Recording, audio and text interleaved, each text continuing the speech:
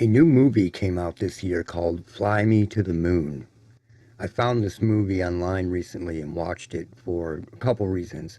The main one was that I wanted to see what they were up to. This is a propaganda piece, plain and simple. In fact, it's so blatant that if you don't see it, there's something wrong with you. Let me explain what was going on in this movie. Scarlett Johansson is not only the lead character, she also produced it. And in an interview, she claims that they were just sitting around and thought, what about the moon landings? What if they were really fake? And what if that were really true? Let's do a movie on it, you know? But it's total bullshit. Hollywood is an arm of the government. It always has been. And just like Mythbusters basically worked for NASA by doing a dozen different remedial debunking videos for them, Scarlett Johansson and her cohorts are working for them too. They've been backed into a corner, and now they need to get out. And when you're backed into a corner like that, you begin to lie in 1,000 different ways to cover up the original lie. And that's what Fly Me to the Moon actually is, a dismal, low IQ propaganda piece designed to confuse, cover, and lay blame for the Apollo anomalies on everyone but NASA. Now, before we get into the nitty gritty, I want to explain something. They have used counterculture to do this for the last decade, but that's finally failing as well. A thing called flat earth came along, and personally, I don't give a shit whether someone thinks the earth is flat, round, square, or triangular. It doesn't bother me at all, either way. But these people do, and they have hundreds and thousands of shills out there telling people what to think. And then they began a campaign of serious deviousness. They started to weave this flat earth ideology into criticisms of NASA, making anyone who criticizes NASA or questions the science cult or the technology a flat earther. And that is when the whole flat earth thing became weaponized, and they began to weaponize flat earth against people questioning science. Again, it doesn't matter what you believe to me, I don't care. But when questioning NASA or the science cult automatically makes you a proponent of flat earth, it becomes obvious that the shills out there have been working really hard. I needed to mention that. So, you can have views of the flat earth or the earth shape, but they don't belong in this video. And this video has nothing to do with the shape of the earth. It has to do with the moon, NASA, and science. They have done this over and over in the past with many videos of mine. For example, I released a video some years ago showing the fact that a video of Adam Lanza dancing to Dance Dance Revolution was a deep fake. And instead of refuting the evidence, they tried to steer the argument somewhere else entirely, saying, I thought they proved the existence of Adam Lanza was real. When the video had nothing to do with that. The video I released proved that this piece of propaganda that just happened to pop up years after the event was not real. And you can take that wherever you want to. But this is what these people do. They attempt to wrap you up in another argument entirely or keep you talking in circles, when the bottom line was the video I analyzed was fake as fuck, period. But let's go back to Fly Me to the Moon. The propaganda piece works to paint a bunch of different pictures. So let's talk about it. Fly Me to the Moon insists and claims that NASA faked it, but only for a backup, which doesn't cover or deal with the actual footage that has been scrutinized since 1969. But in the end, they actually used the real video, right? So it doesn't make any sense to begin with, because people are actually scrutinizing the video and the photos and everything else that has been brought out and proposed as real from NASA.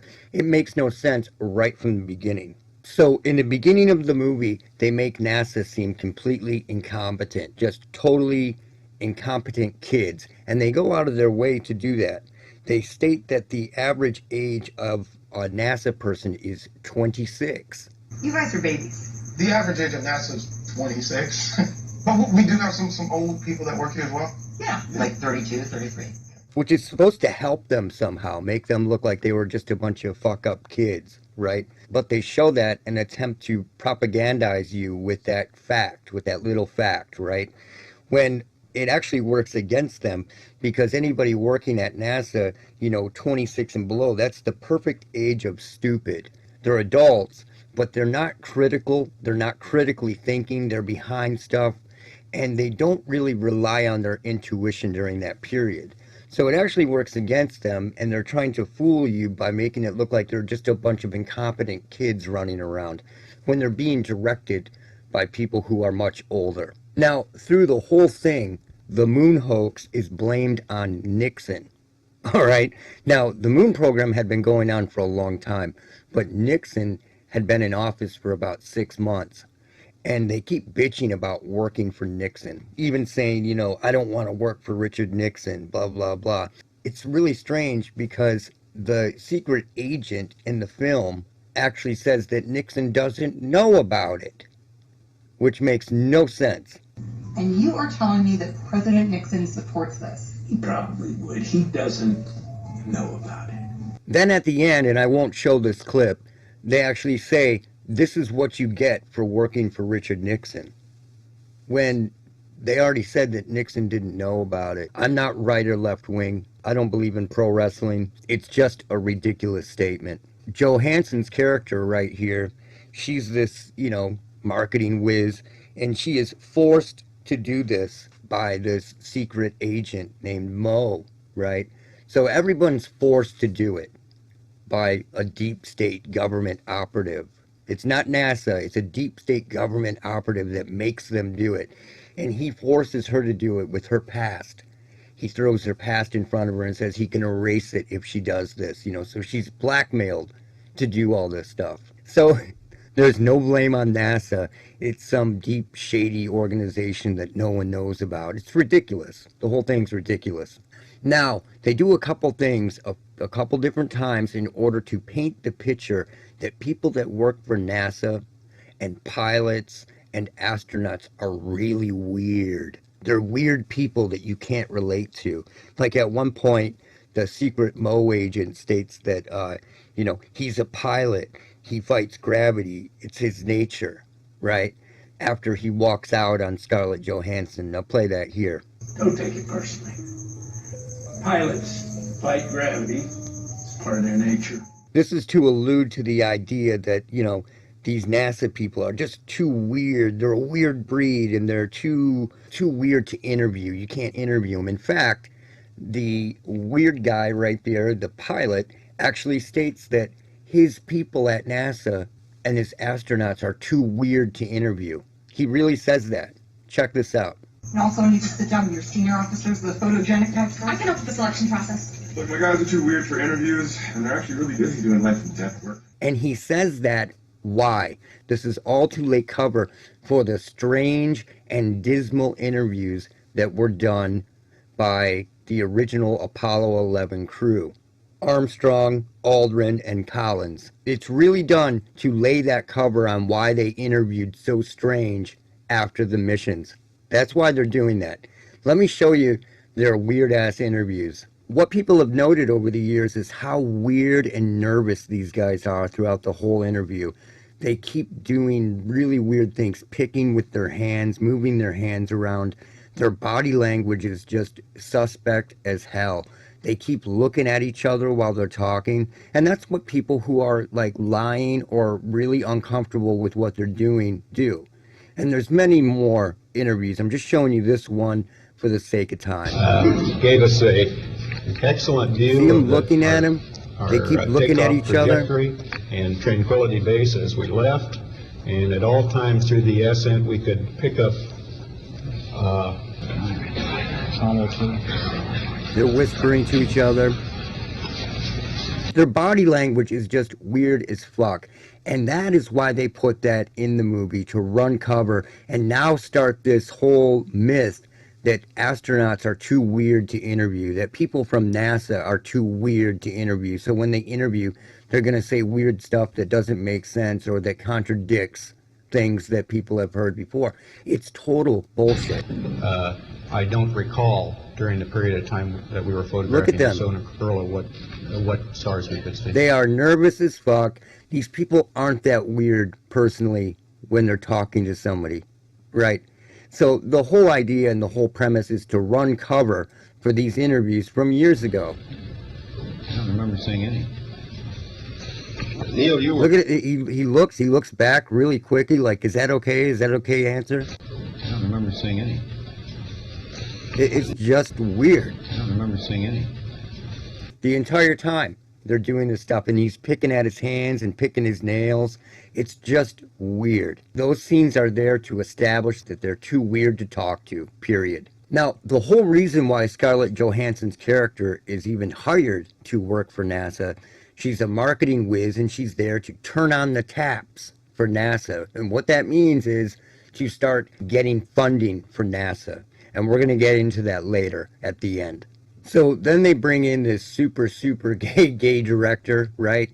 Flamboyant director. Let's check that out. Where do I sign up? They managed to weave in so much propaganda into just over 2 hours. It's crazy. And the entire time that this fake crap is going on and being set up, this fake moon landing, NASA is being blackmailed into doing it. They're being totally blackmailed. It's no one's fault but these secret agents that work for Richard Nixon. It's retarded. Now, in this scene, they work really hard to paint the picture that there was no security at NASA and anyone could just walk in, and that loose lips were everywhere and people were just talking about it. So there's no way that anyone could have kept their mouth shut about it. Where do I sign up? How did you get in here? Just walks to the door. What part of talking about this is going to get us killed do you not understand? This is total and complete propaganda. It's awesome, but only a fool could fall for it. Now, at this point, Agent Mo, the secret agent, comes in and he tells Scarlett Johansson's character that the fake moon landing is going to play no matter what. We're going to air the alternate version, no matter what. And to rig the lens camera so that it just beams back audio. We're going to sync with their sound and use your fake stage broadcast start to finish. What does that do? It's the whole blackmail thing. NASA was forced to do it by the government, the deep state, right? They are grabbing at straws because, again, it's the footage that NASA put out that has been scrutinized. But they claim that the real footage played. Now, the stand-up guys at NASA stood up and tried to stop them, said, I'm not going to let you do this. I said, no. But old Mo said, you're not going to do that. The deep state Mo, come on. You think that I'm going to let you broadcast some fake version of this? I'll go to the press right now. You go to the press, bring it by the moon set. But just know that no one will ever trust the legitimacy of NASA again. And again, this takes the blame and everything off NASA completely. That's what it's intended to do.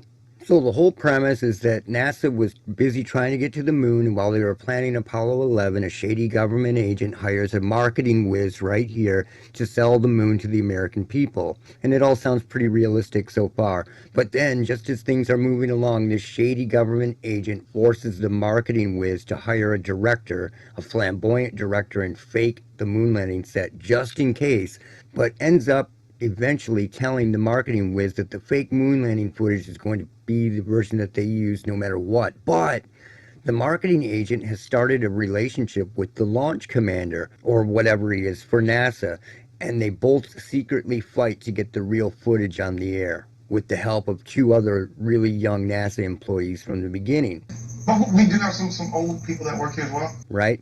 And then at the end, the American people and the world end up seeing the real footage of the moon landings. This is fucking ridiculous. And this is where she calls the launch commander to tell him that those are his real guys. And the only thing that's realistic about this is that it shows that only a couple people are needed to know what's going on in an operation. The entire agency doesn't need to know.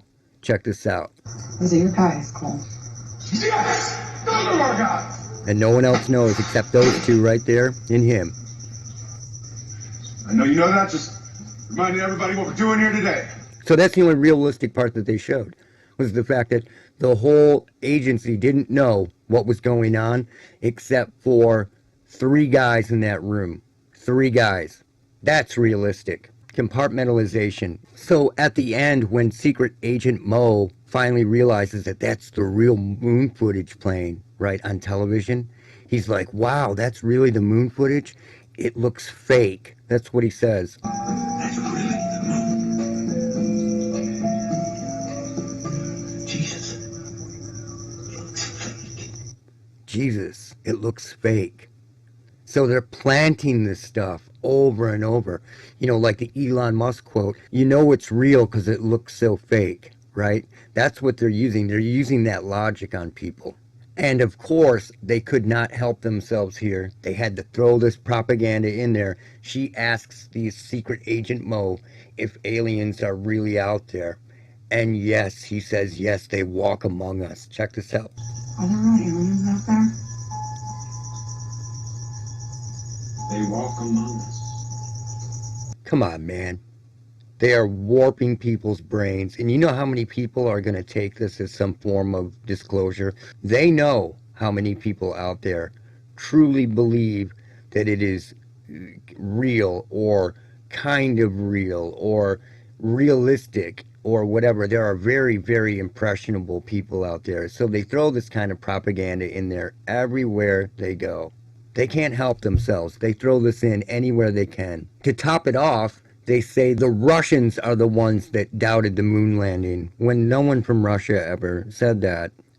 It was people in America.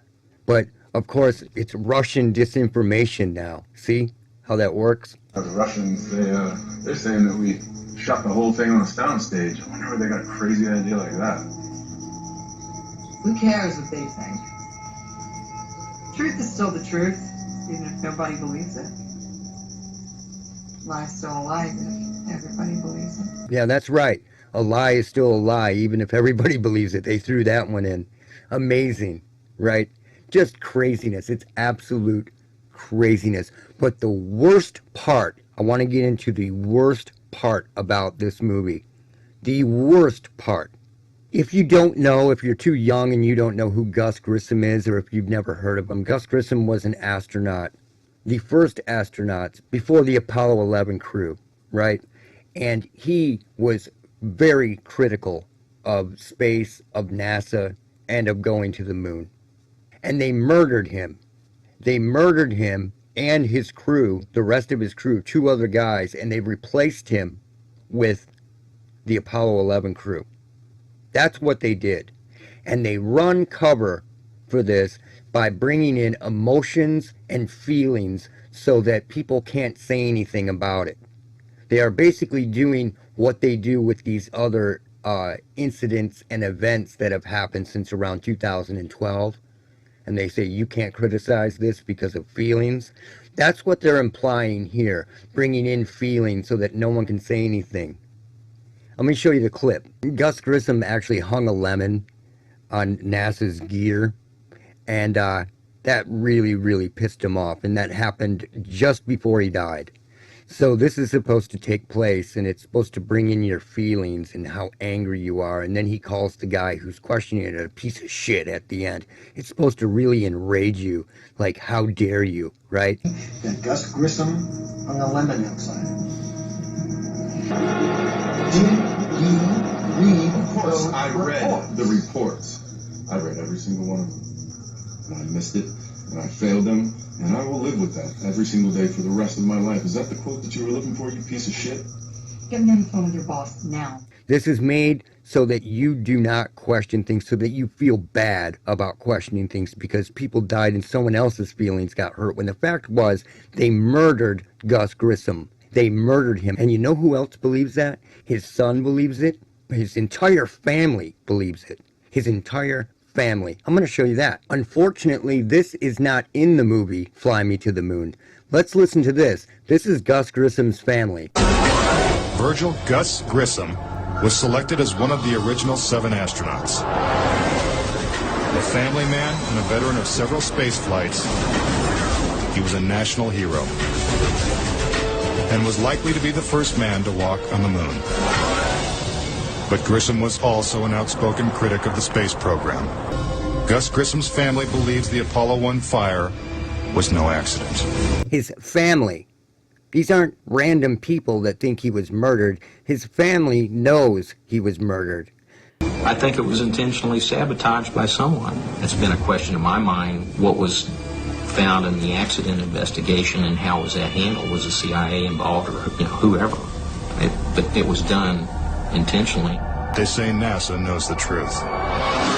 Gus gave his life for this program, and I feel like that it is up to NASA to come forward and give us a direct answer to what really happened. So what they did with this movie was horrible. In the propaganda piece dealing with Gus Grissom, they are throwing dirt and shit in the faces of the Grissom family, who absolutely 100% know that he was murdered. And Johansson and her crew of subverters out there go out of their way to carry water for the people that murdered him.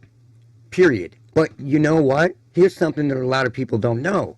Grissom wasn't the only guy to die. There were other people who questioned and criticized NASA and said, you're not going to space, you're not going to the moon. Not with this crap. And they took those people out. But Grissom wasn't the only Apollo critic to meet with a suspicious and untimely death. Thomas Ronald Barron was a safety inspector during Apollo 1's construction. Barron testified before Congress that the Apollo program was in such disarray that the United States would never make it to the moon. And what would that do? If he's testifying in front of Congress that the Apollo missions would never get to the moon, that is going to cut off funding for what they're really doing. We'll get into that. And his opinions made him a target.